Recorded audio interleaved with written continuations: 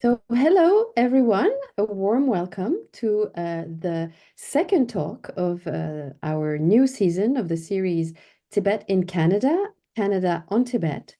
As you can see in the upcoming talk list, we have quite a few interesting talks in the program. So I'm just letting you look at the various talks that we have here. So the idea is to have either um, Canadian scholars studying Tibetan traditions or Tibetan scholars based in Canada to have them present their research. But as you can see on January the 24th, we also have non-Canadian scholars, in this case, a French scholar, studying Tibetans in Canada. So this is how we would like to highlight all the interesting, innovative, and great contributions that come from there. But today it's really my great pleasure to introduce my friend, Jeff Cupchik. He was a Trudeau Fellow and he has been teaching at the Eastman School of Music in Rochester, New York, and at York University in Ontario, courses on music, anthropology, and public health involving music, which is quite creative, innovative. He is not only one of the few ethnomusicologists studying Tibetan musical cultures, he also approaches Tibetan music in a very innovative and interdisciplinary fashion. He is trained in Western music and he's a composer himself, trained in ethnomusicology, but also very strongly in Buddhist studies and Tibetan language. And he has himself practiced the ritual of Chu, which he will talk about today, for nearly 3 decades, with an access to a specific lineage of this Chu tradition. He has summed up the decades of his research in a book, The Sound of Vultures Wings. So I hope maybe we can know a little bit more in the talk about the relationship with vultures here. That just came out actually just a few months ago in February, I believe. It's a massive 450-page monograph where he touches on all the dimensions of Chu, historical, textual, literary, ritual, but also performative and musical. So, as you can guess, today won't be a real book talk because he won't go over each chapter of this exciting book. Rather, he will speak from his positionality as a practitioner, deeply looking at and caring about the aesthetical dimension of this Tibetan Buddhist ritual. So we will be led to think about how does a Tibetan ritual actually work? If textual meaning and symbolism have been laid out quite well in the literature until now, what is the actual place of aesthetics? So that's music, singing, sound, maybe even images in the experience of a ritual. So as a side note, before I turn the microphone over to him, I shall also highlight that alongside his interest in religious music, Jeff has also had a very long-standing interest in Tibetan secular music, especially contemporary pop music, and also in understanding the situation of Tibetan exile society today. So with that, and with great excitement, I'm turning it over to you. Okay. Thank you so much for that really fulsome introduction. I feel like we all know what I'm going to say. That was really wonderful, Isabel. Thank you so much. So, yes, I'd like to thank GRITH, the Inter-University Research Group on Tibet and the Himalayas, and Isabel and Natalia for kindly inviting me and patience in organizing the right time. And, and I'd like to thank all of you for your amazing contributions and attention today. I don't see faces, but I can feel your energy. So thank you for being here. It's a really terrific opportunity, personally, for me to share some insights with you from my recently published book with SUNY Press, as Isabel mentioned. And there's also important ties of my research with uh, Tibetan studies in Canada, which I'll mention shortly. And I think without further ado, we should probably start the PowerPoint, right? So I'll do that. Let me just make sure we can see it. Are we able to see this? Yes, perfect.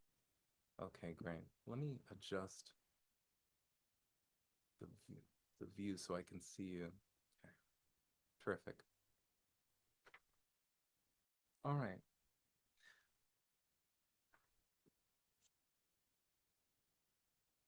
Um, you know, one of the aspects of Chi is that you're supposed to consider all moments between ritual practices as if you're in a dream, but I'm very much awake right now. And it calls attention to illusions and what we think, what we project onto objects. This person here is actually the head of the history department at Central Institute of Buddhist Studies in Ladakh. Lovely, lovely friend. And so I'd like us to just sort of, you know, tack some questions right at the top and just keep these in mind as we go through. What are the functions of music in the Chi ritual practice? This is the question that guided my whole dissertation, which was finished in 2009, and the last 15 years also of fixing up what I wrote there and adding so much to it, really manicuring it so that there were no, let's say, exaggerations or glossing over. Um, I really explored the nuance of of what I was saying, and I interrogated every sentence. So I'm not proud of many things I've done, but I think the book will be useful to you, and I'll talk about that just in a bit. And so this is the question: what are the functions of music and aesthetics in the Chi ritual practice? And by aesthetic expressions, what are we talking about? Melody, instruments, implements, mantras, gestures, everything that contributes to the liturgical text as in practice. And then how does learning the practice and its musical ritual from a skilled pedagogue open one to cultural values within the tradition and in Tibetan Buddhism writ large? So I was very lucky to study with an incredible master, Punsarab Gila, which we'll see this picture shortly. And what happens in such a context? We'll discuss that. And if there's so much connectivity between the liturgical ritual text and the musical practice, which is uncovered in the book and which we'll look at today, can we create a space for discussing the value of exploring all that's going on in such an intertextual practice? By intertextual here, I mean that music, if we consider music a text and the gestures a kind of text and the written liturgy a text, there is this kind of inner intertextuality, this combination, this coming together, which is really amazing and I think really exciting to have a look at. So I'm excited to share this with you. Here's the method to the madness. We'll have the intro. I'll discuss the geographic context. I'm going to be quite brief because I'm heading to a couple key examples that I'm going to illuminate toward the end. So if I skip through some slides, you can pause on the video. I don't have a problem with that, but I'm sorry, I will sometimes be skipping. In any case, we'll have Machik Labjan. We'll discuss briefly about her lineages, the special reference with regard to Canada that I alluded to just before. Chi, what is Chi? Severance practice. Why is it practiced amid fearful situations? The graduated path. Solo versus group. Reciprocity. How did I build that into the study? What was the study in service of? Transcription. Issues and ritual mapping examples that I'm going to head to, and then transmission in the conclusion. It's a lot to cover. So again, let's go to the question, how does the music or musical ritual in practice help to illuminate the meaning of Chi? Help to bring it about, help to affect it? By musical ritual, we mean both experiential and symbolic. So let's parse that out.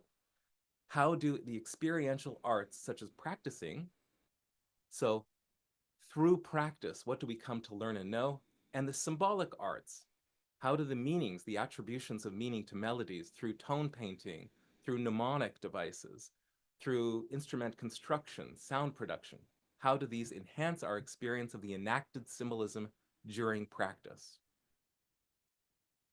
So, with your indulgence, I'm going to read a little bit from, I've parsed it out here, about how the title came about, The Sound of Vultures Wings. 3 years before encountering much,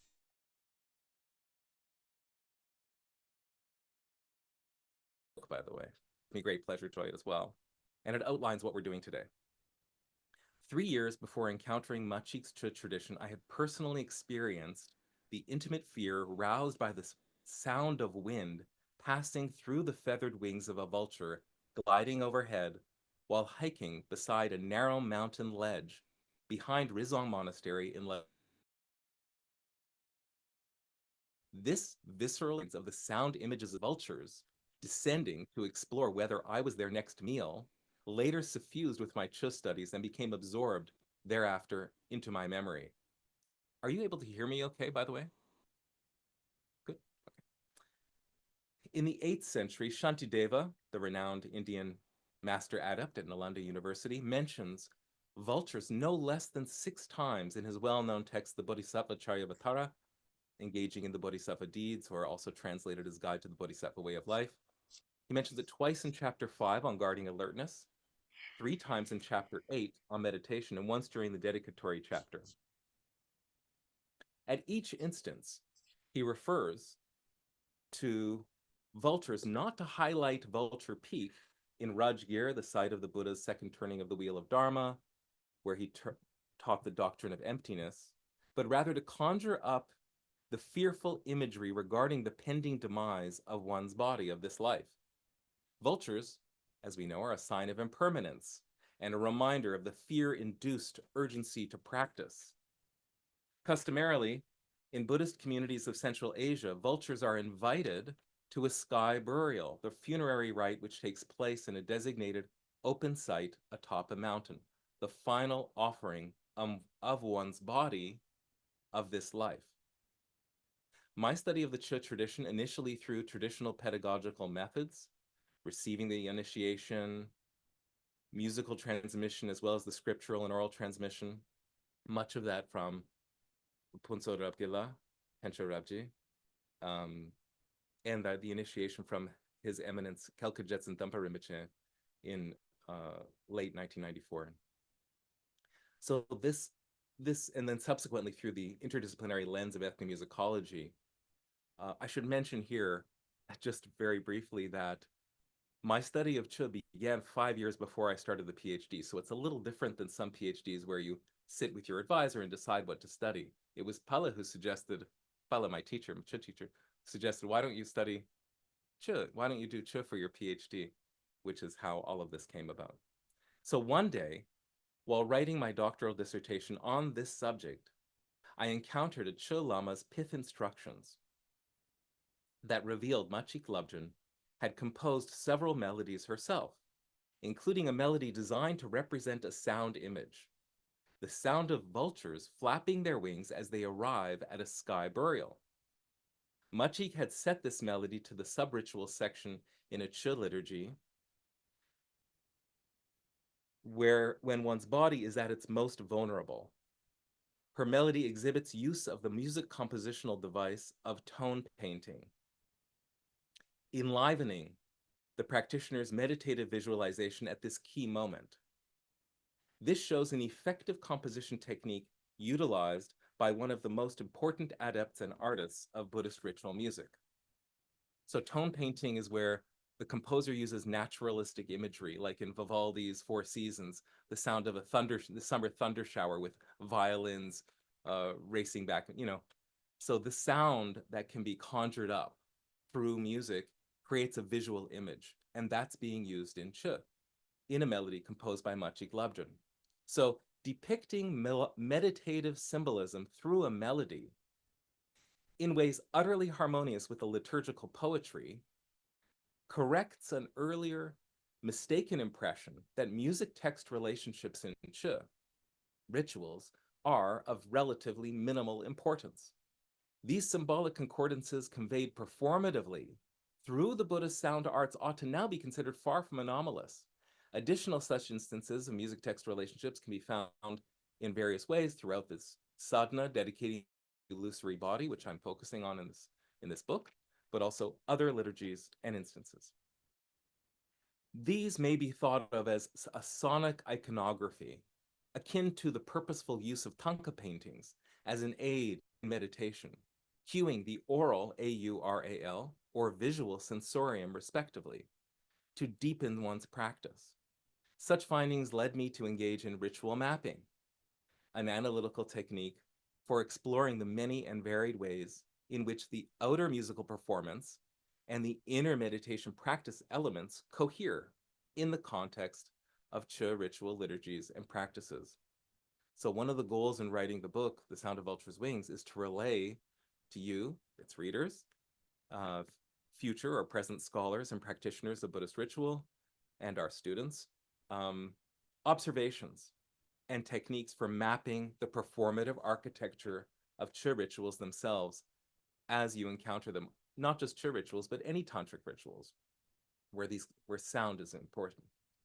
By mapping the symbolic meaning of the Sound of Vultures Wings and other examples, which I'll show, we come to understand that symbolism is expressed as an evocative instrument of Che practice that can be accomplished through the creative conjoining of the interdependent ritual elements of melody, poetry, mental visualization, with emotion, culture, and consciousness, exploring how Buddhist ritual arts are designed to augment the practitioner's internal and external transformation can perhaps become at once both a goal and a path.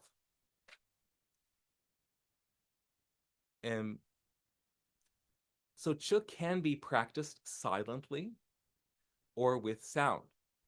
And there's a discursive, interesting, shall we say, tug of war between you don't need music to practice Che, but if you're going to practice the music, you need to know it properly. I'll talk about that in a bit. Okay. So let's recenter, now that we're recentering a little bit from just the liturgical text to its practice in our life and its role in our lives and the arts, let's recenter to looking at the globe in this way. I love this image of the third pole. So importantly, if we see the Himalaya there, Padampa Sangye came to Tibet 5 times, each time from a different path over the Himalaya, and he taught Machik Labdrön. He's recognized for founding the Shije tradition, the pacification tradition. And Machik Labdrön, a very important Tibetan woman, and her, obviously this has been discussed in the literature already, right? Sarah Harding translated her wonderful Machik Labdrön's 10-chapter biography, Pumbo Sencher, and it's called a Machik's Complete Explanation. Jerome Edu unfolded some hagiography. Janet Gyatso explained the lineage in her 1975 article. So Che has been written about quite a bit, right? But the musical aspects have not been approached. So in this slide, I want to say that we recognize Machik Labdrön with Vajrayogini to her one side and Padampa Sangye to another. And below her, we can see in this close-up, she had 5 children, and 2 of her sons famously carried her lineage. And it's actually mapped out very nicely in Jerome Edu's book. Carol Savas also did important work in her dissertation, finished in 1990, finished in Wisconsin under Geshe Sopa. And in Mongolia, the Che ritual is called Lujin, or gift of the body, right? Gifting the body, just in colloquial terms. And they'll refer, just as, you know, maybe in the Gelugpa tradition, which I'm more familiar with, because that's where I received the initiation, opening the door to the sky, which is the common initiation for all lineages, by the way. But, you know, the melodies I'm carrying are those in the Gelugpa tradition, but the book, The Sound of Vultures Wings, is very rime. It's designed for any Che practitioner or scholar who is interested in Che, because these concordances really, I think, can be mapped onto in the Che tradition, because Machik lived at the Tibetan Renaissance, right? So her tradition is found in all 4 lineages, even in Bon, you know, Nima, Kaju, Sakya, and of course Gelu. Um, some background is necessary to say for those of you who might be unfamiliar, so I'll quickly through this. Chu is actually one of the most well-known Buddhist rituals across Central Asia. Chu means to cut or sever, also known as severance practice. Machik Lobchen developed the Chu tradition, having been taught by Padampa Sangha aspects, and then she formulated and developed this incredible tradition. She taught to hundreds of thousands of disciples during her lifetime. Her oral and textual instructions were disseminated extensively throughout the Central Asian plateau and Himalayan regions to Mongolia, Nepal, Ladakh, Sikkim, Buryatia, Bhutan. Several translators from these various regions would attend her public teachings, and along with thousands of disciples. So her Chu ritual, this Vajrayana practice founded on bodhicitta, the altruistic motivation, really a Mahayana practice, was continuously tested and found to be one of the most efficacious means for rapidly attaining Buddhist enlightenment. And of all the highest secret yoga tantras, the Anuttara or Lanamebiju tantras, Chu is one of those 8, but it's the only tantra to have been originated outside India and then been transmitted to India. And it's a wonderful story in my book, but also written about by Jerome Adu nicely, where 3 Sanskrit scholars are dispatched from India to Tibet to verify, to test the claims that she's enlightened. And she reads them in Sanskrit. She tells where to find the body of her former life in a cave in India, and what to do, how to cremate the body, and what substances will appear. Everything happens, and as she prophesied, and she was recognized and thereafter accepted, as was her Chu tradition. So Machik Lobchen for Tibetans is really a point of pride. She's, on the level, let's say, of Yeshit Tsogyal for many. She's really a Tibetan woman who attained enlightenment. As a child, she was famous for reciting the Prajnaparamita Sutra in benefactors' homes. And at the very young age, around 10 years old, it's said that she, while reading the Prajnaparamita Sutra, she gained realization into emptiness. So there's so much more to be said about Machik, which we don't have time to go into here, but we should say that what happens during a Chu ritual, the practitioner goes to a solitary place, they conduct an outward performance of playing the Damaru drum and Tibetan bell, singing prescribed beautiful melodies composed by Machik Lobchen and her best disciples, while simultaneously conducting an inner performance of powerful visualizations. This is founded upon Buddhist notions of compassion and wisdom, and also consciousness and rebirth. So the Chu practitioner learns how to transform her experiences or their experiences of suffering, as well as the suffering of others, into the path to enlightenment. The practitioner visualizes transforming her body into all things beneficial and desirable to others, such as medicines, food, clothes, wealth, and such, and then giving these to others. At the same time, she visualizes taking into her own heart others' suffering, sins, and negative karma. So the Chu practitioner visualizes cutting, right?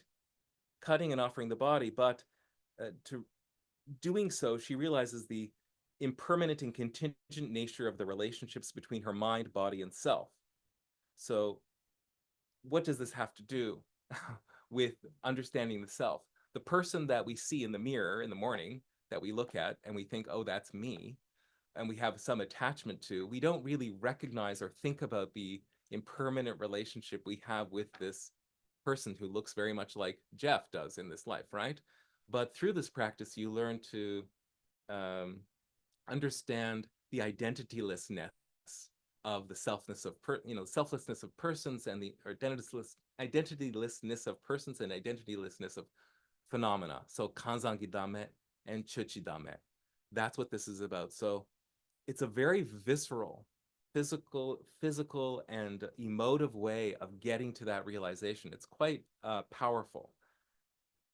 And here's a Chu lamas in the Gelugpa Chu tradition. On the rightmost, Chöbje Dzong Rinpoche, who passed in 84. Kelka Judson Dampa, who was the next head of the lineage, passed in 2012. Geshe Khenrap, famously in Montreal. He gifted this drum to Pala. This is Pala, Phunso Rabgila, my teacher, and we are doing a grad colloquium at York University. This is us. practicing in Bala's home, where there's a video I'll show a little bit later. Teacher and student. This is Bala reading from his memoir. In 2017, he finished his memoir. He was in the Dalai Lama's bodyguard. So he has a very special story about this that was read in the English translation in Machik Weekend. Machik Weekend, many of you know Machik, the NGO that connects and cares for the continuity of Tibetan scholarship and lives and ideas from inside and outside Tibet, strengthening communities on the Tibetan plateau is their motto. And the English translation, I think the title is Roaring Mountains currently. It'll be available next year. So it was wonderful to have that read. Now, how is this connected? How is my relationship with Bala and the Chu tradition connected with Bala? Just this year in December, like I guess about a year ago, the Governor General, who many of you might not know, is Canada's sort of highest office because Canada's part of the Commonwealth, right? Those of you who are coming in from the States, they were the Meritorious Service Cross, which is akin to the Presidential Medal of Freedom, let's say, was accorded to all members of the Rabji family. So Bala, Ponso Rabge, Amala, his wife, and Tashi and Losan Rabge, many of you know.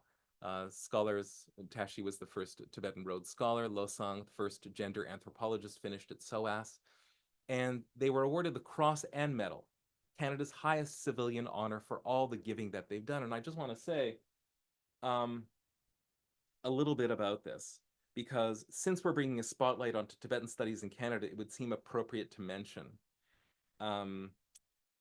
Because I really hope that this book will be useful for researchers and students exploring Buddhist ritual and especially Buddhist ritual music, because Bala is a really major scholar and an intellect in his own right.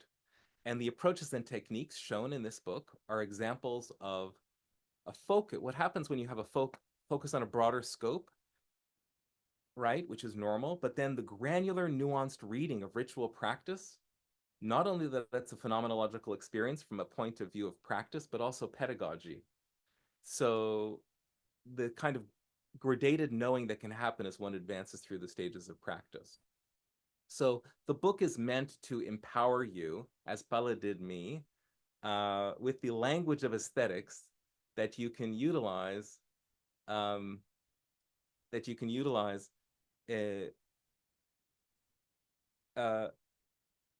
your students or yourselves if you're engaging in studies of Buddhist ritual music. So I may have to do a Stefan Bayer and leave Tibetan studies at some point because I don't have a full-time position, but I wanted to offer you this book and work on it really, really hard these past few years because the rarity of studying with such a skilled master as Bala, which I had the opportunity to do, having a one-to-one transmission with so much love and care for every word, melody, gesture that was taught and I was trained in, this ought to be recognized because it happened in Canada and have some value in our field. So I'd like to invite you to get a copy of the book so you can utilize it. By the way, it's not a profit-making venture. 50% of anything goes to Bala, and he'll donate it, I'm sure. 50% of mine is being donated to Machik. So this is really about the researchers and students and yourselves who care about Tibetan traditions and their cultural survival. So I wanted to just say that. We've talked about Chu and the meaning here. And why is Chu practiced in fearful situations, at the edge of a cliff, beside a tree alone in a field, where two paths meet in a forest, at a cemetery, these prescribed places? Because we typically experience habitual self-protection. It's a kind of mechanism. We don't want harm for ourselves. Of all the objects in the universe, we would rather harm not come to me, Jeff, right? Harm might come to Isabel. I care about Isabel. She's a dear, but I care more about this thing, right? This object. That's where my attachment is. And all of us are similar. So this Chu ritual is practiced to exercise our, not exorcise, but exercise our Mahayana motivation. And the visualized Chu ritual is practiced amid the context of fearful situations when our egoic habitual need for self-protection arises. The question is, as one advances in the practice, can this altruistic motivation, this sensibility, let's say, bodhicitta, to benefit others outweigh the desire, wish, or felt need to protect oneself, even in visualization?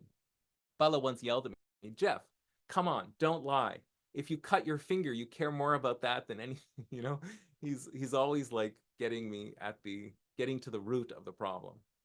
And and of course, once you visualize giving the body, transforming the body and giving it away, where is the self that you're so attached to, right?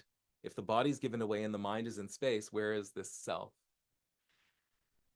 And, there's allusions to the graduated path and giving away one's body in Shantideva's text. I love this passage having to do with the perfection of generosity, Jimbe Parchin, right? At the beginning, let's look at this last verse. The guide of the world encourages the giving of such things as food. Later, when accustomed to this, one may progressively start to give away even one's own flesh. And this graduated path takes all kinds of forms. I found it sort of distilling from the pedagogical ways in which Pala taught me, which was so genius. I just want to call attention to it. I noticed certain things in his discourse, in his discursive tract, that we beginners do this, but advanced people do that. And what did he mean by that? Well, when you practice, you start to gain some insight into beginner, intermediate, and advanced. And this is parsed out in the book. But here I just want to call attention to this notion I came up with, and it really struck me, that we work first from a performance-centered practice, right? We're learning the drum. It took me 3 to 4 hours a day for 1 month to have the drum so it was on autopilot, right? So that now I can have a conversation even while drumming. And it takes a tremendous amount of time and effort to learn how to play the bell, to learn the melodies properly, to have the visualizations, to have the text memorized. So initially, it's a performance. The performance is at the center of the practice, but gradually the text gets memorized, the drum becomes within one's hand, and then it becomes a practice-centered performance, and you don't even need the performance. That's really interesting, and I think that in Buddhist ritual studies, what I found is that we don't have enough aesthetic language to describe this nuance of graduated understanding. It's not really there. We usually record, right, in the discipline of Tibetan studies and Buddhist studies, what happens is somebody records the Yamataka ritual, the Chur ritual, here it is. Or they translate a text, here it is. And I feel like the nuances of practice, which are so granular and interesting, we haven't been getting to. So the book is designed to give us that language. I think language has been the barrier, that language of aesthetics. So I'm very excited to share this with you. And this manifests in many different ways, right? I just mentioned one, the performative aspect, but there's also, what are you ready for as a practitioner? You're supposed to not go straight to the cemetery, right? This idea of practicing Chö in the cemetery, oh, I couldn't do that. But you start indoors in the daytime with a group, right? And then gradually, as you see here, you get to, right, then outside with a group, then, slowly, Zong Rinpoche talks about doing it in the evening alone with just a candle in your room, so that if you need to refer to the text, you can, but it should be memorized. Because there's no way you can practice in the cemetery unless your text is memorized, right? Although in Bodh Gaya at the cemetery, we had a little headlamp, I have to say. That's what you do if you have only parts of it memorized. Okay. And so you can see here, you're not ready to go to the practice place and practice in a haunted dwelling at night, but the imagery shows us the goal, that you would have a lack of attachments and be able to get there. I just want to look at the time. How are we doing? Okay, I see where we are. And this, of course, Machik Labjan practiced here with Padampa Sangya. Here, I just want to, this is parsed out in the book. We know about monastic ensemble ritual, but how is Chö different? It's this lack of division of labor. So, as you've all seen Tibetan monastic orchestral ensembles, 2 people playing the jaling, 2 playing the dungchen or what have you. In Chö, you have to learn all the instruments yourself. But there is this differentiation between solo and group practice. And what's interesting about practicing alone, I'm just skipping through this, is that my teacher, Pala said his teacher would practice alone at night in a cemetery, and then sometimes just practice silently, and sometimes even just insert one line of only drumming in between each line of sung text in order to meditate for longer. So the practice would take, instead of 1 hour, 2 hours. Just for those of us who might be doing less work on ritual, a little reminder: ritual is like music. It can't be experienced in one moment. It's experienced over time. So there are events which have the power to affect meaningful transformations over a period of time. The musical instruments are also known as implements, and they have symbolic meaning. They function differently, fascinatingly, in relation to the experience level of the practitioner. So if we only take the damaru, this is in the book, so you can see it, but even mantras, everything has this kind of very much nuanced look. And we need to have an appreciation for this. So just to take the damaru, for example, the large damaru, for the beginner, the two sides of the drum symbolize the conventional and ultimate truth. Some people refer to conventional as deceptive, which is a nice translation I like very much. Deceptive and ultimate truths. And the pellet striking them to be simultaneously symbolizing the nature of life. Okay? The advanced practitioner understands the damaru to be not merely symbolizing, but producing the sound of emptiness. Because sound is produced, it's impermanent and therefore empty of self-existence. And I'm skipping through. Ethnomusicology provides this space for the total, multiple contextual dimensions of any performance occasion. And we refer to this as performance practice. What are the meditational functions? I'm going to skip through this. What I'm pointing to in this part of the presentation is that I asked Tibetans what would be a useful contribution to Tibetan culture and Tibetan studies, rather, if I were to study from an ethnomusicological perspective. And I was given two pieces of advice. Tashi Rabji, Bala's daughter, said, receive as full a transmission as you possibly can, which I really appreciate. That was amazing. And Thupten Jimbala in 2003 suggested that I transcribe. He said, the Ch is Gur. And he had, just completed in 2000 with Jazz Elsner, this, sorry, I'm mispronouncing his name, this book on Gur, and with a wonderful introduction about how they're partially spontaneous and partially composed. There's rules to the composition of Gur. And he said, it's Gur, so it would be wonderful to have the transcriptions of the melodies. But at that time in ethnomusicology, you weren't allowed. It was seen as a problematic issue if you transcribed in heretofore oral tradition. I felt like a Tibetan should do this, or we should use Tibetan notation. We should do some sort of. But lamas and Tibetan scholars I spoke with, and they said, no, it would be good because the Ch melodies are actually tonal. They're kind of tonal. You can notate it using Western notation. One lama wanted me to notate it for his students because he wanted them to be able to read the music. All right. Very quickly, any tantric ritual, and here in this case, the Ch sadhana, has 3 sections: the preliminaries, the actual practice, and the dedication. The preliminaries, each of these in the sadhana dedicating the illusory body, each of these has a different melody. So 13 different melodies, 76 stanzas, 1 hour to perform.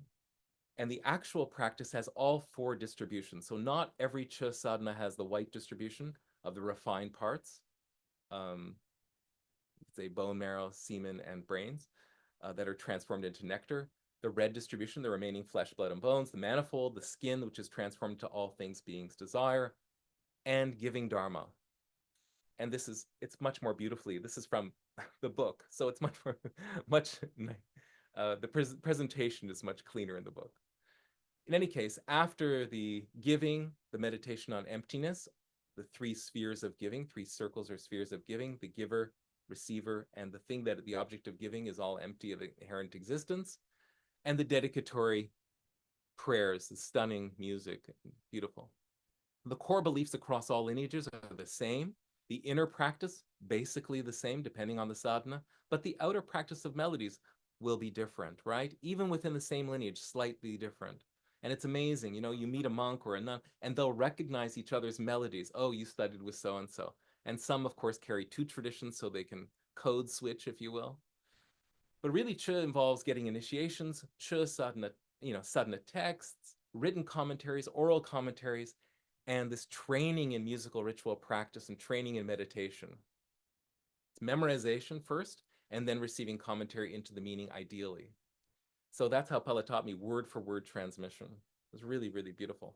And what's important about the oral transmission, I'm just looking again at the time, okay, is that Zong Rinpoche in the last year of his life said this in the oral transmission in the UK at Manjushri Center. He said, it's important to remember that the Chu melodies are not the compositions of chanting beggars, but the wisdom of Buddha in actuality. And for that reason, reciting Chu authentically to the original melodies creates great merit. In the same way, the Lama Chuba, Guru Puja, or offering to the spiritual guide must be kept pure. If the melodies degenerate, the authenticity and blessings will be lost. And then here's the big thunder should clap here. Some of the melodies used in this Chu system are those composed by Machi Glubden herself, particularly the section on the body being cut up. This melody was inspired by and meant to depict the sound of flapping wings of vultures arriving for a sky burial. So I mentioned before, what does this mean? It's a sonic iconography. And here we have these images of vultures. And this is the original text. And I'd like to sort of share with you how this sounds. You can see this two-line, sort of five in succession, these two beat, we can say, short, long melodic phrases. And it goes, Rangi hechi hune zu te zu uma chika na ma da nya. So I'll just give you the sense of it in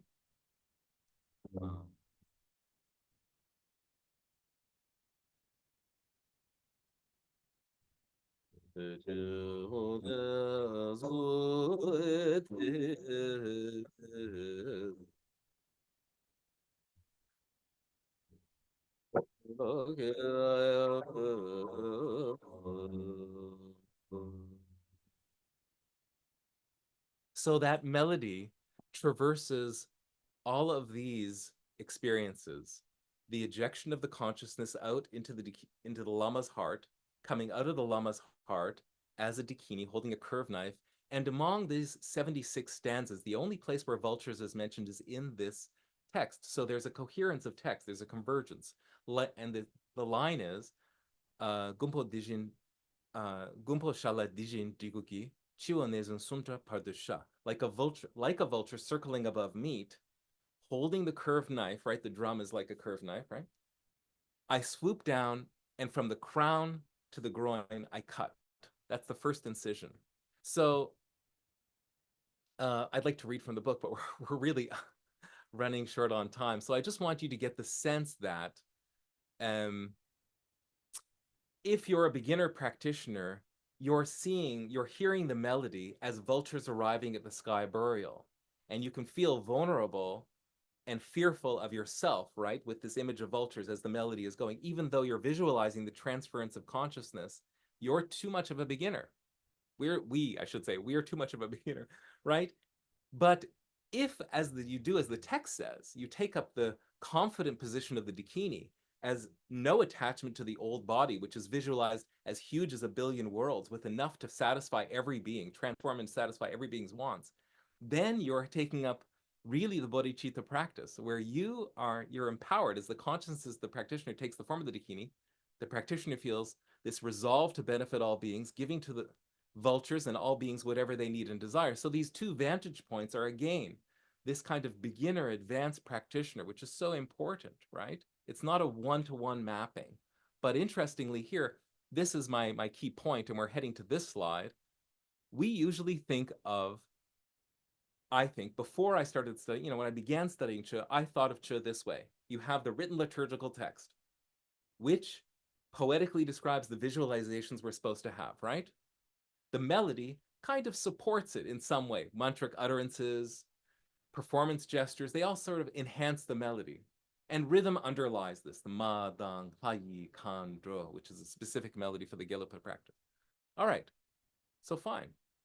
That's what I thought. But if it happens that the melody is effectively conjuring up a scene through sonic iconography, like a tanka painting, where the backdrop is actually helping you to visualize and feel fearful, and you're singing this melody, then melody has as much effect on the practice as the text. We can even say that the melody is like a primary text, informing the meditation. And in that way, this sort of, let's say, ritual mapping, this image, I think, is more true to what is happening in Chi, that the melody and written liturgy are many times coherent. Okay? And the rhythm, I think, can also be brought up to this level. For example, my teacher, Bala, as we saw his picture before, he told me, after many years of practicing with him, he told me this, and I shared it with, I was the umze for a meditation center in Toronto for 10 years. He told me this, in the first half, in the preliminary, you remember the preliminaries in the actual practice?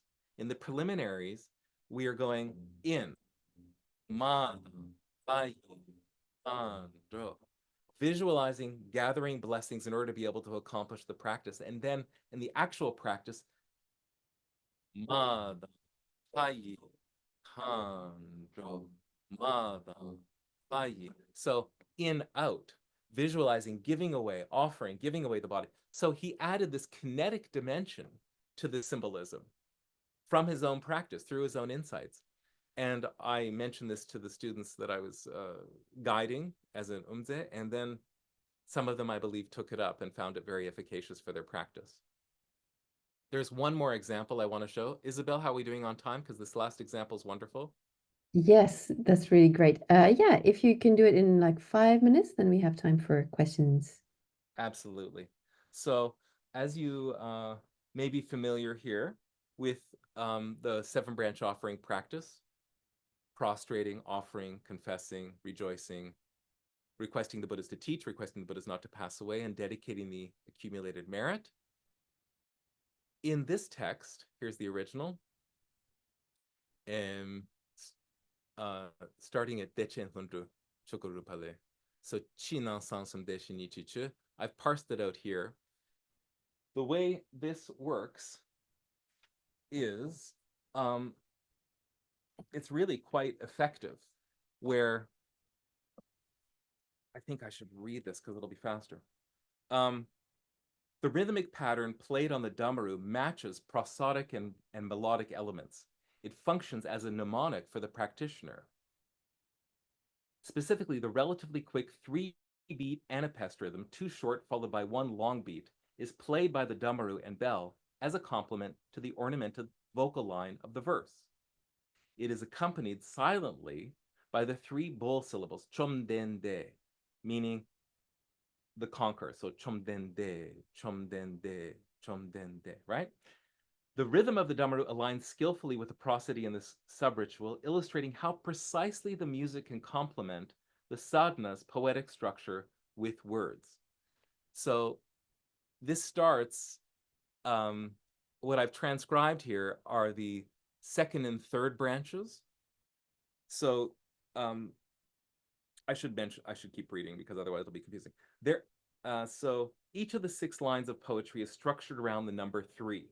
In every line of poetry, the 4th syllable is the Tibetan word for 3, sum, while the first 3 syllables of each line are an enumeration of qualities related with the practice of Buddha Dharma. The melody for the sub-ritual takes 2 lines to complete. In other words, it's a 2-line melody composed of 2 one-line phrases. Each line is 1 branch of the practice. So outer, inner, secret, 3, and the offerings of suchness. So you have so many teachings into outer offerings, inner offerings, the secret offerings. Sure, there's 4 levels of Cho, right? Chigichu, Nangichu, Sangwechu, and Dikornanegichu. We don't have time to go into it. It's in the book. And then body, speech, mind, 3. I confess all sins individually, right? So you'll see in the drums pattern and the melody that this notion of 3 is mimicked and enhanced as a mnemonic. Maybe mimic is not the right word because it sometimes has a negative connotation, but there is this kind of almost an embodied sense of this notion of three. So I'll just, with your permission, I'll just I'll just show you.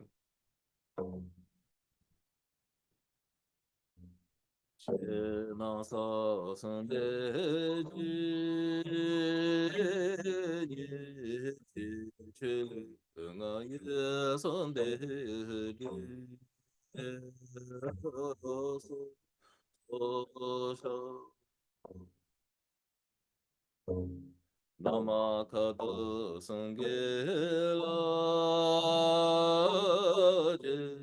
Irando Palate Sanjayoko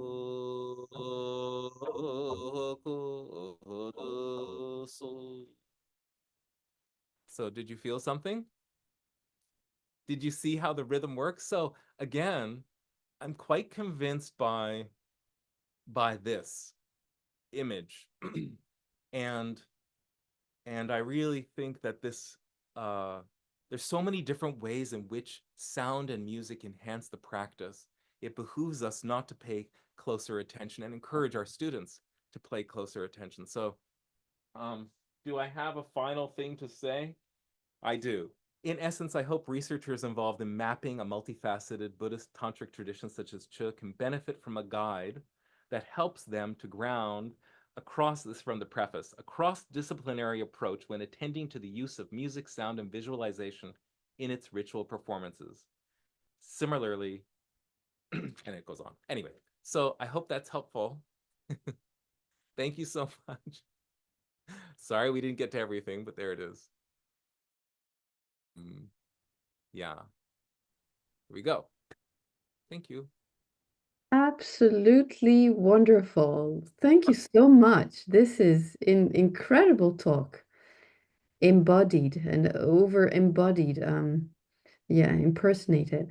Maybe it would be helpful if you quit sharing your PowerPoint so we can see each other. Okay. We didn't, you know what we didn't do? We didn't show the video of Paula and I. That's okay because we saw you a little bit. So through you, we saw Pala a little bit. If anyone requests it, I will show just like 15 seconds because two people together is kind of interesting. Mhm. Because when there's two people, you have to have rules about how many rhythmic cycles to have in between the different melodies, the 13 different melodies, let's say.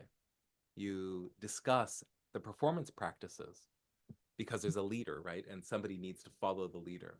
So it's very interesting. If you're alone, the solo and group practice differentiation in Chö also is written about in the book. And I think it's really interesting when you start to think about all the different ways you practice in a group versus practicing alone. Mhm. Yeah, anyway.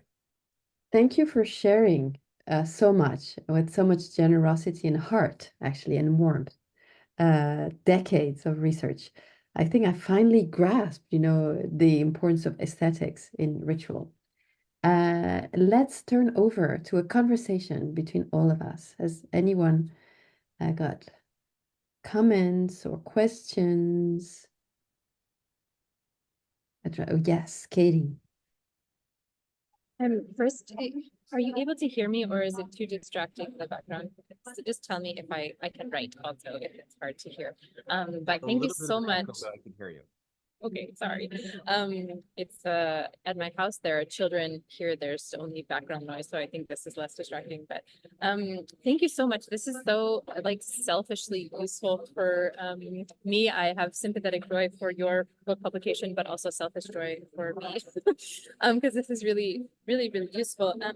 I have so many questions, but maybe I'll just throw a couple of them, and then you can say something. So I'm really interested in the relationship between like dongda, so like sound emptiness or emptiness of sound, dongda, and what the title of your talk like this, dakmebeda. So I just wonder if you could say a little bit more about like selfless sound and sound emptiness.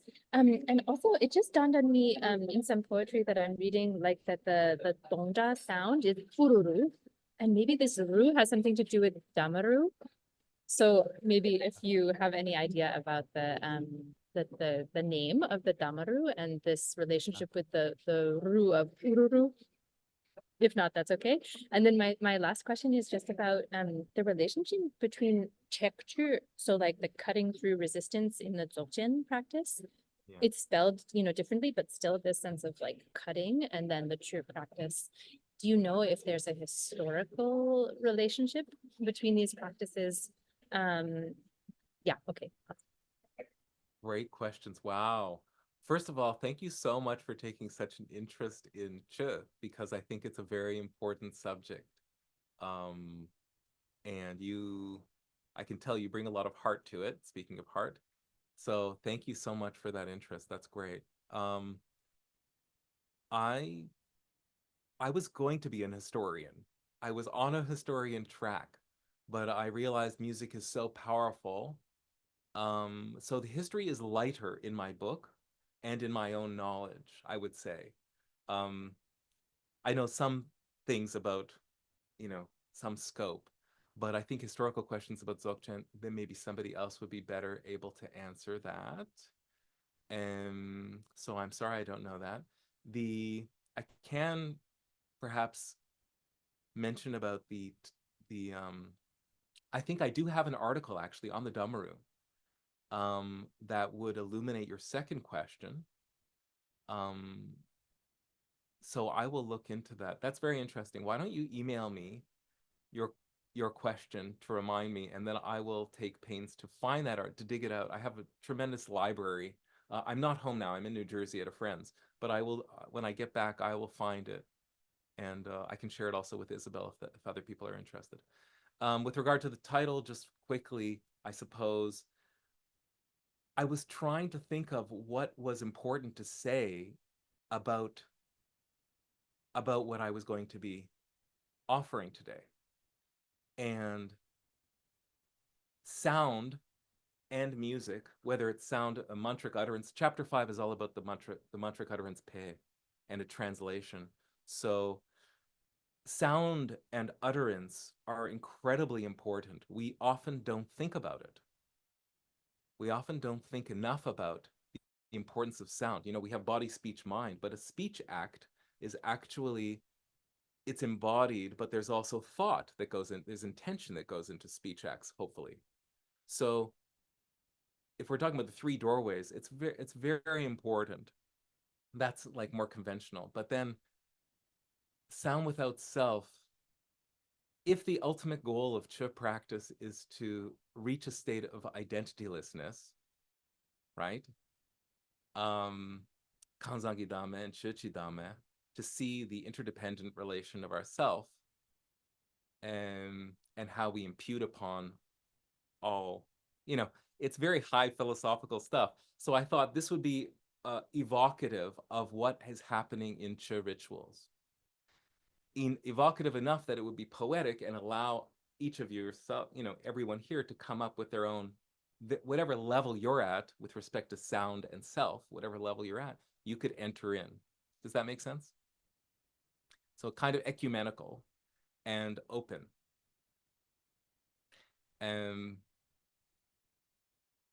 I don't remember the exact moment I came up with the title, but it's something like that. Something like that. Is that helpful at all?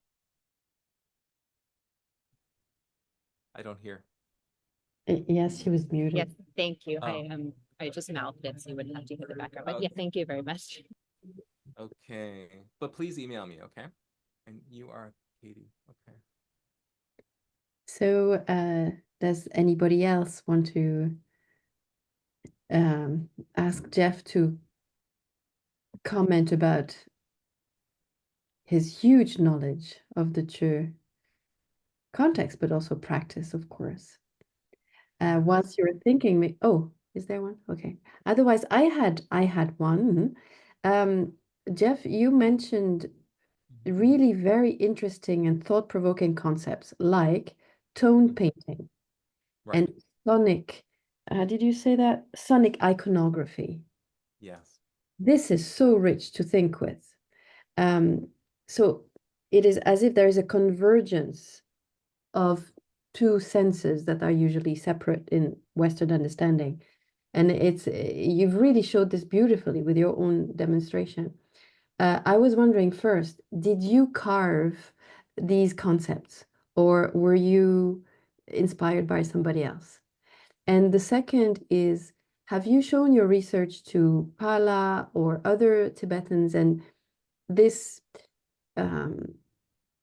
extreme importance of aesthetics, experience, and the senses and the emotions for the ritual, yeah?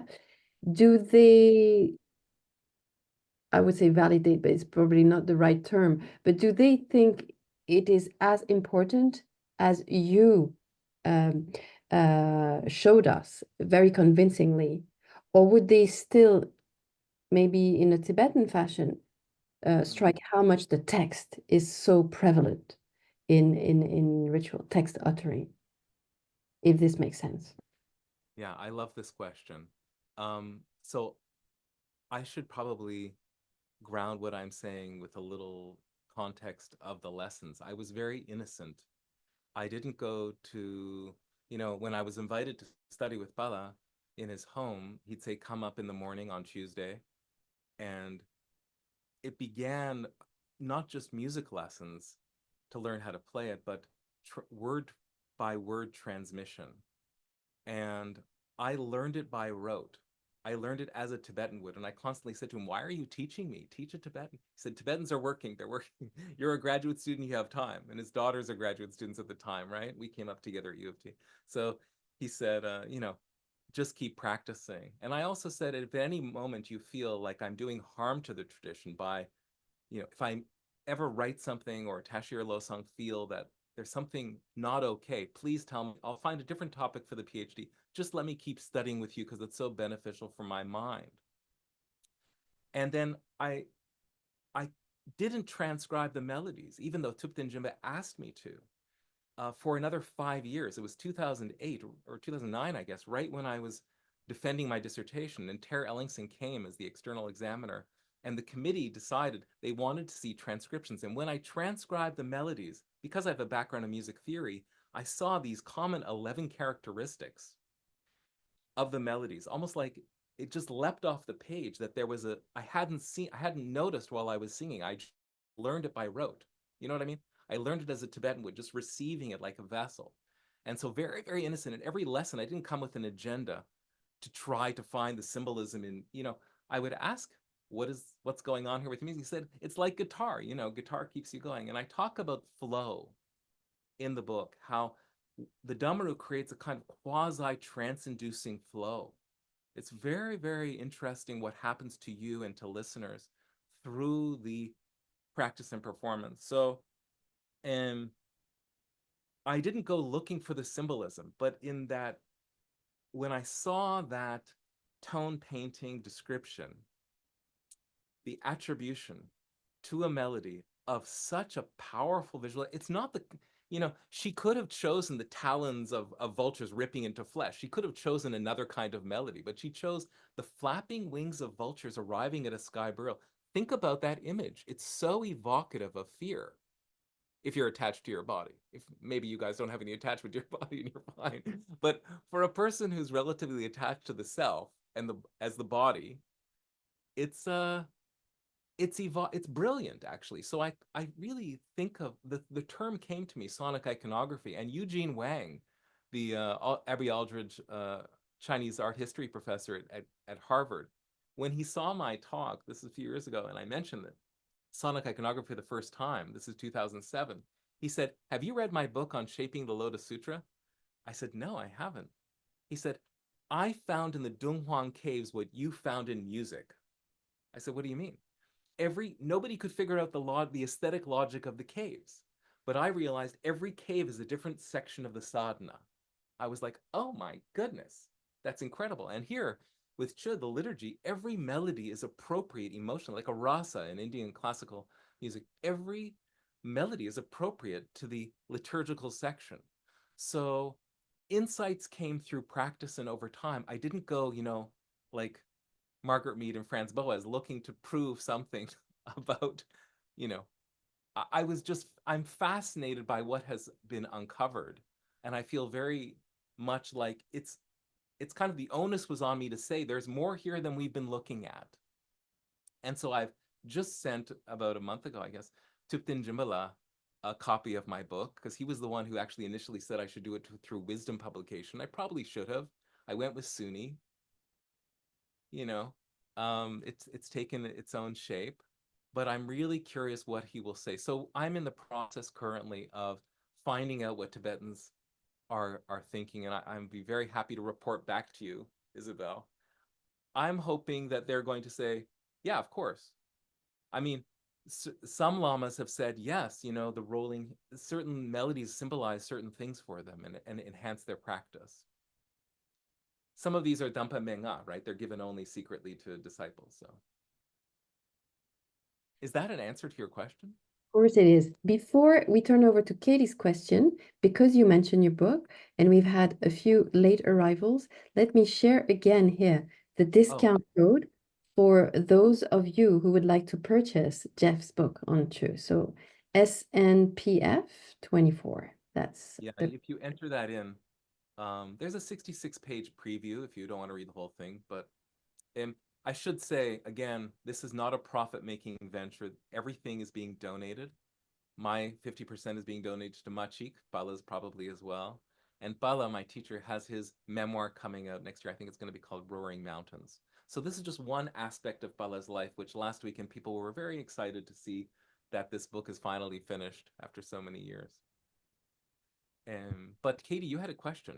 I saw yes, in the chat. Oh, it's in the chat. Okay.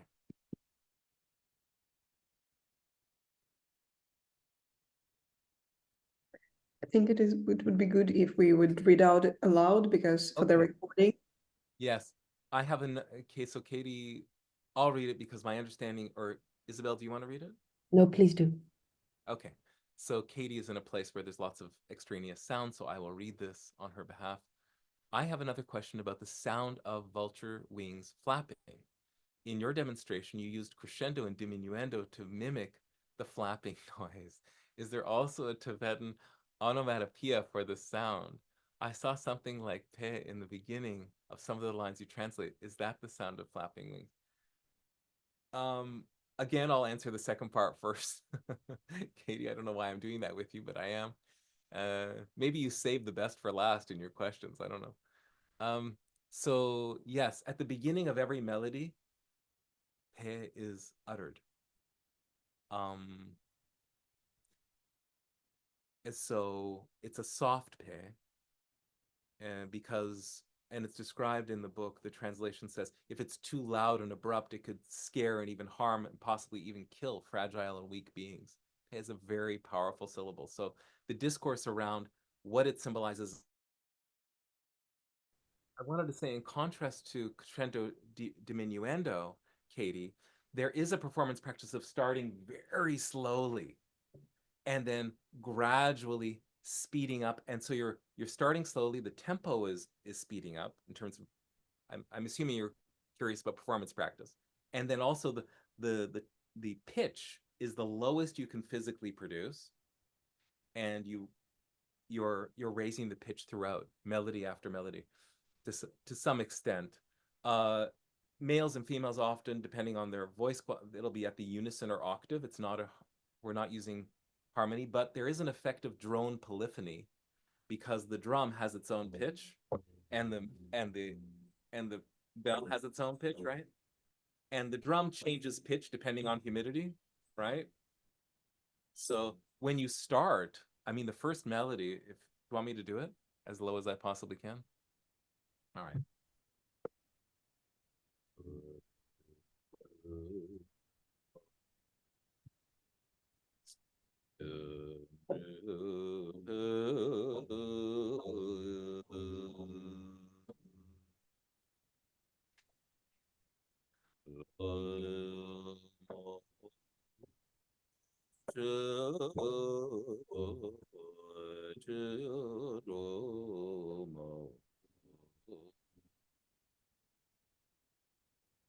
Right?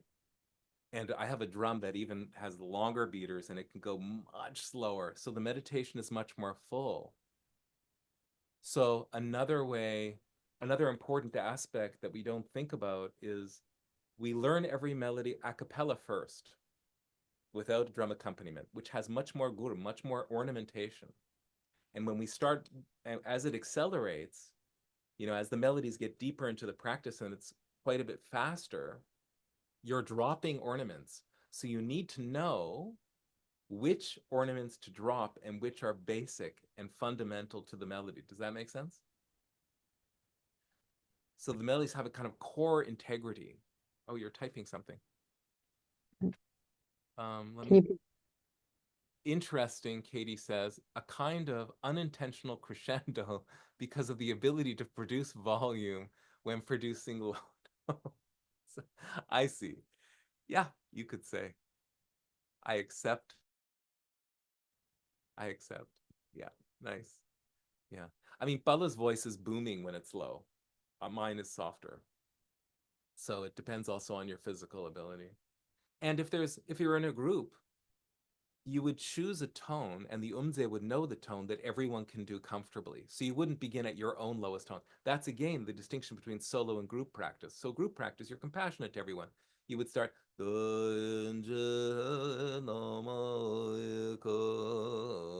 right? You'd start somewhere, everybody can join in. Doesn't that make sense?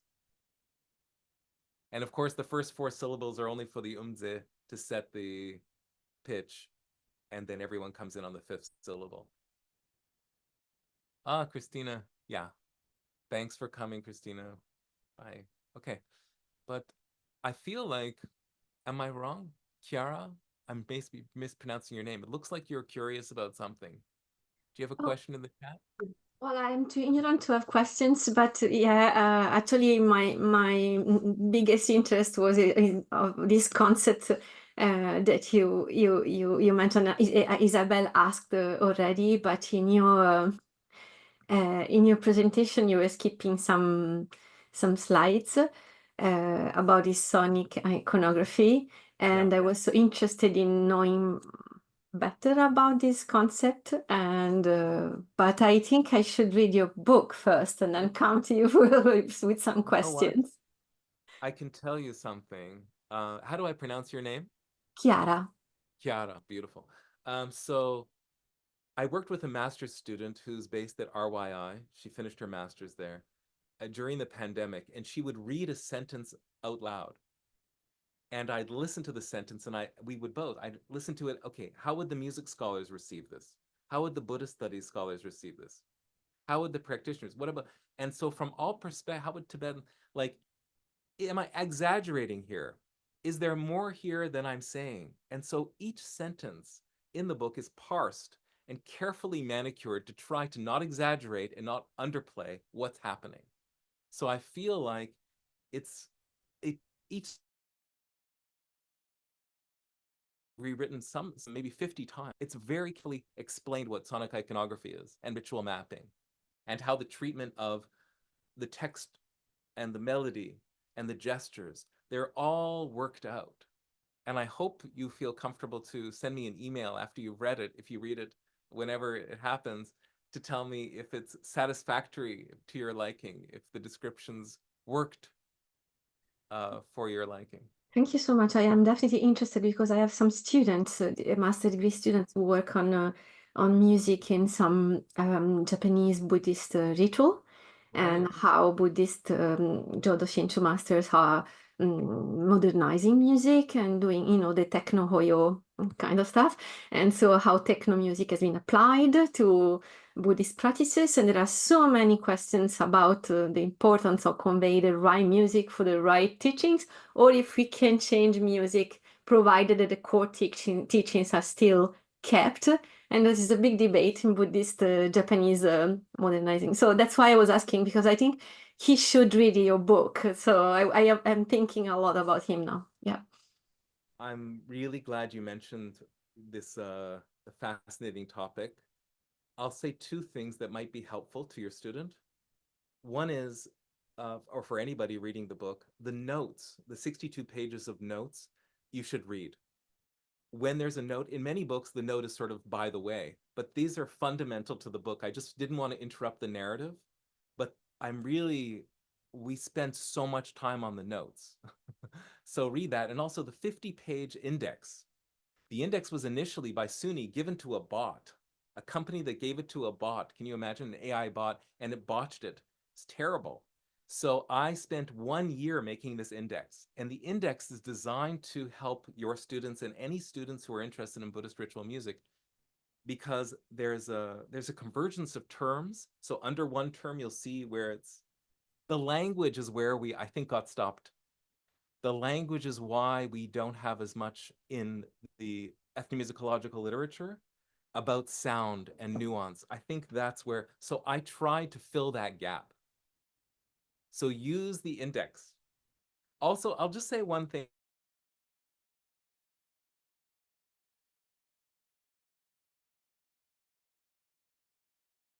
Okay, so Are you there? yes, Jeff, you can go now. Okay, so I was just going to say that ethnomusicologists consider all features that contribute to a music or sonic performance as being potential.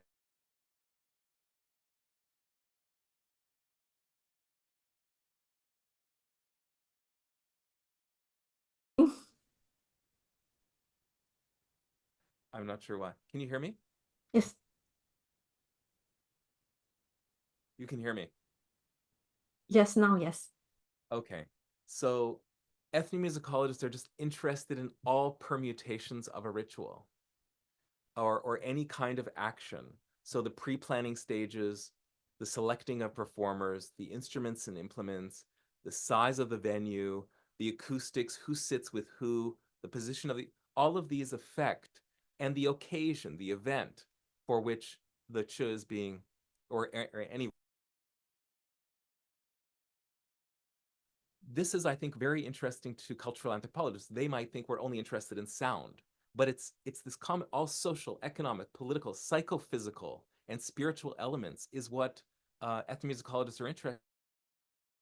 Jeff, maybe you could cut off your image camera so we would have only the sound from you. Yeah, I'm not sure what you heard of, but we're interested in all permutations, all domains, social, cultural, political, economic, physical, psychophysical, all permutations to which a performance may be adjusted and nuanced in a given circumstance or event. Does that make sense? Yes, it does. Yeah. So your question about sonic iconography falls within a sort of a larger set of questions. Do you know what I mean? It's one term I gave to as Isabel said beautifully, better probably than the book says, how sound can create a sound image in the mind. Right? It can create an image in the mind. And if the image in the mind is so important, and sound can conjure it up as much as a text does, then we might think of sound and music and gesture as primary texts, because they're contributing to the meditational experience and the efficaciousness of the experience. It doesn't necessarily, I don't want to say that the text is less important than the music. Do you know what I mean? Yes, of course. We don't want to recenter ch and say, oh, it's really about the music. No, I'm not saying that. But the music is much more important, I think. Now I understand it to be more important than I did before.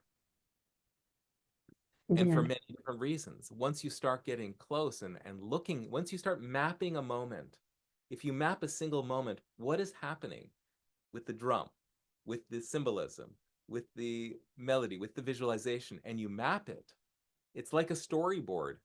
You know, you can almost like see what is going on. You slow it down, slow enough to capture a few moments, and you can understand how these elements are working together.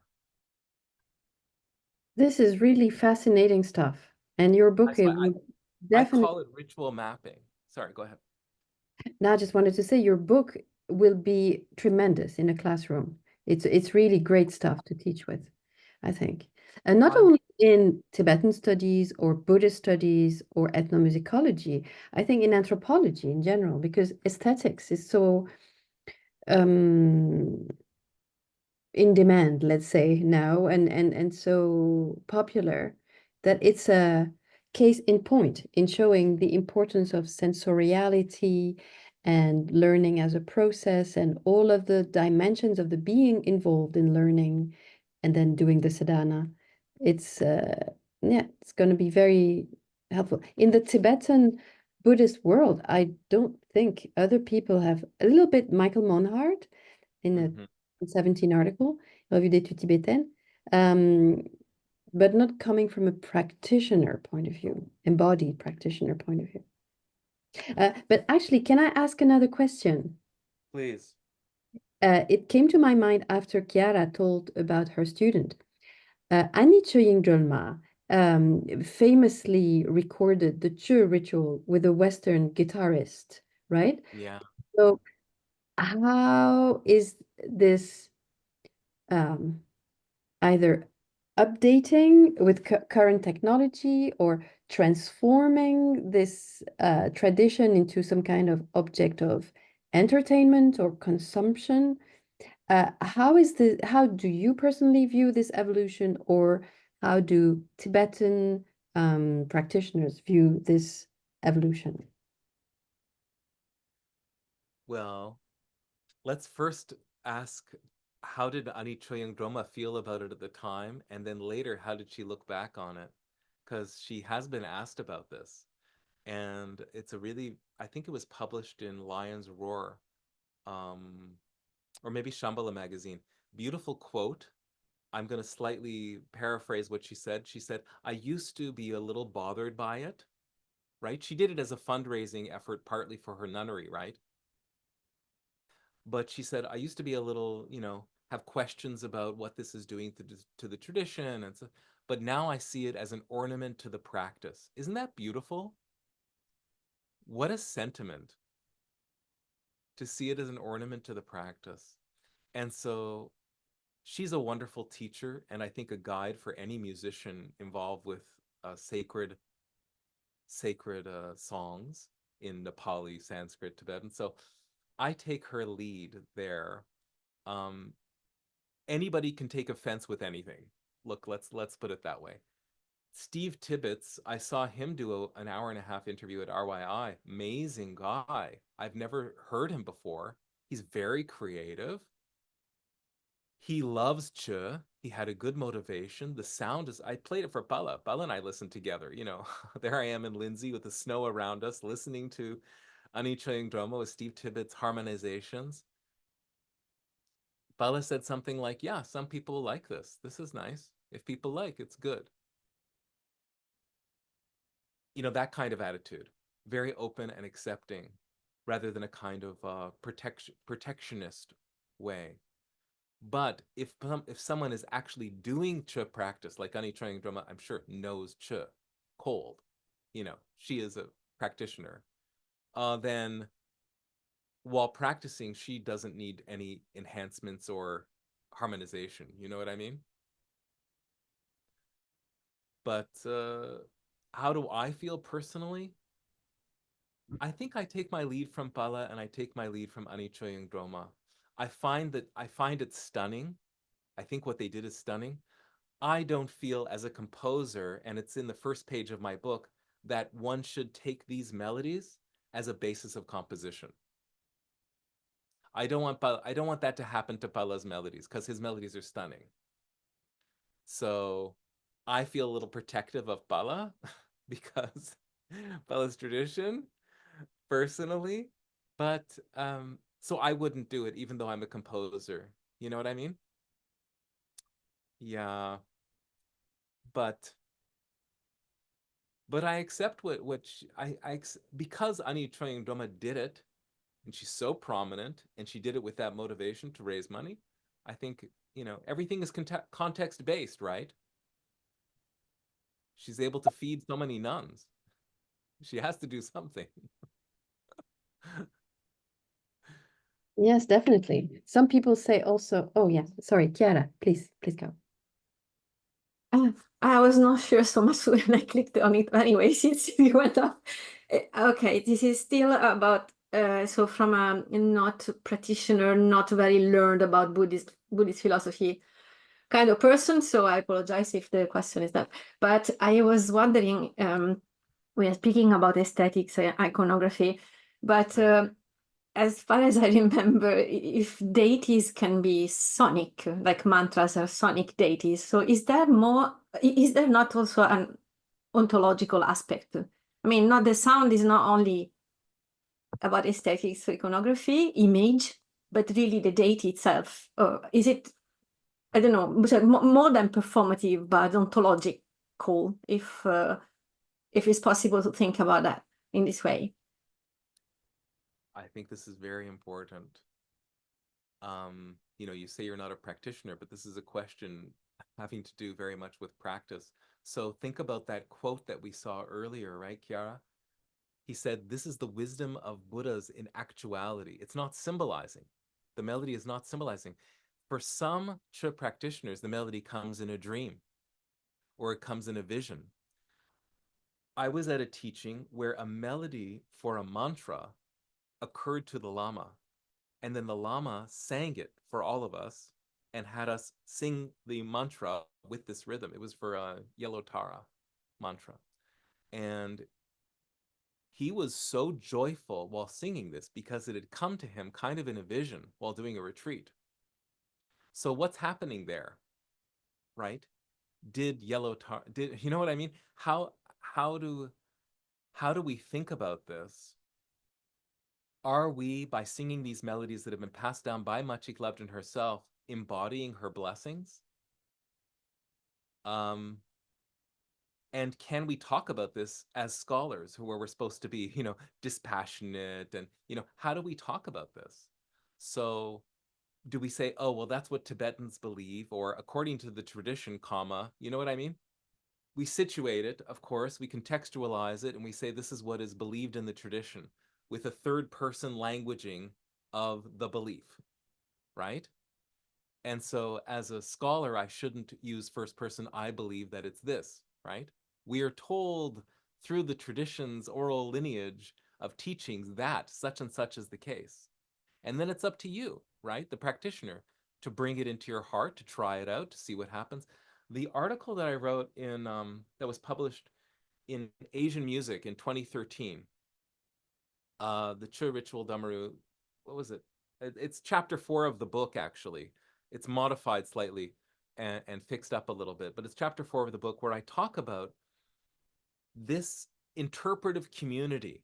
I borrowed the term from Stanley Fish, where readers of a text become interpreters of a text. And I think it's fascinating that lamas in the same tradition, receiving from the same, the same melody, the same drumming and the same damaru instructions, all of it, will be nuanced slightly differently, and they'll have their own interpretations. And if they have a vision, they'll share it with their students, and the students can decide whether or not to incorporate it into their own practice. For example, that beautiful teaching of the kinetic motion of the damaru,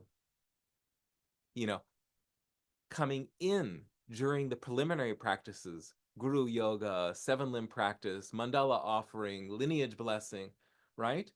And then out during the main practice, that it changes things. If you try what the Lama suggested and you find it works for your meditation practice, what is that? The Lama's Lama said it. It occurred to him a vision. Maybe it came through a dakini. So what do we do with it? I think from a scholarly perspective, we can say this sort of thing happens quite frequently, right? Or it happens rarely for the realized people or however we situate it. But as practitioners, we might just quietly on our own try it and see if it works. Do you know what I mean? So it's how we talk about it and then the efficacy of the practice. And I think we can differentiate that and have a yes and instead of either or. What we tell ourselves and what we speak about in academic circles, they're not necessarily against one another. It's contextual, right? because not everyone in an academic circle wants to adhere or wants to believe, or you know what I mean? People are more analytical or more believing, and it's fine. Or you can be both. In my case, I'm believing and analytical, as it happens. But I think the power, one of the most powerful things is trying it on and seeing if it works for you. Does that make sense? Mhm. It does. Yeah. And we can see it's very embodied by you. It's really very deep layers of your being immersed into it. Any other comment or question? Thank you for staying with us. I can tell by your tone we're winding down, but I'd be happy to hear from Raphael, Lynn, or Jeffrey. If anyone has a question, don't be shy. You can email me after, of course, although I'm sure Isabel and Natalia are getting tired. But if it's something you think would benefit all of us, you can ask it here. I feel like I should show a clip of Bala and I in case we do, put this on YouTube. Should we do it or no? Okay, and that could be the closing then of today's talk. Or is there another question right now? Doesn't seem to be. Doesn't seem to be. Okay. So I'll share and let me see if I can. Can you see my screen? Let me minimize You can this. see your emails. Yeah, we can see my emails, which is great. And we can see I'm trying to move this. Okay. Can you see? Yes. So I'll minimize this. Okay, you can see, right? I'll turn my volume up.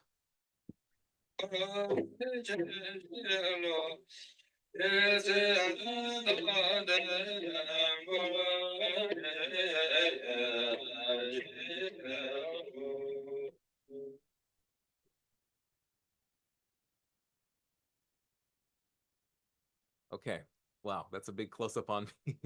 But anyway, gives you a sense. So that gives you a sense, anyway, of that's, going back to what Katie said, that's later in the practice when our voices are quite high, right? We're already deep into the actual practice. That is the manifold offering. So we've already had the white and the red. That's the melody for the manifold, where the skin is transformed into all things needed by others. So needed and desired by others. So it's quite high at that point and strained. But it's a beautiful melody. Oh my goodness. Absolutely. And the last image, I believe, with the bell and how do you call it? Balls, yeah, on the drum would be the very end of the ritual. The pellets, yeah. The very end of the ritual, yeah. The dedication. Yeah. Well, no, that's during the mandala offering, where if I turn on I don't want to necessarily ruin this, but during the mandala offering, we hold the damaru like this, and we take the bell and we put it on top, and the beaters we place on top, you see, like this. And the melody is stunning. We're not playing the drum, but we're visualizing the skin of the drum as our skin spread over the entire universe, with enough that the reason for that is to imagine no being will go for want. Any being anywhere in the universe will be satisfied, will have what they need. In visualization, it can be a very powerful wish, and the melody is gorgeous.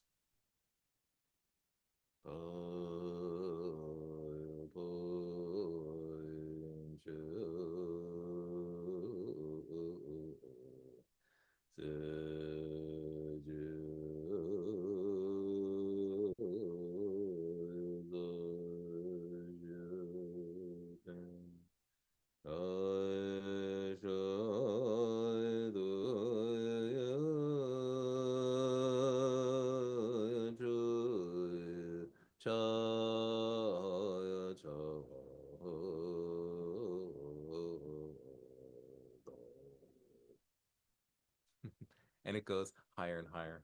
Anyway, that gives you a sense. So much.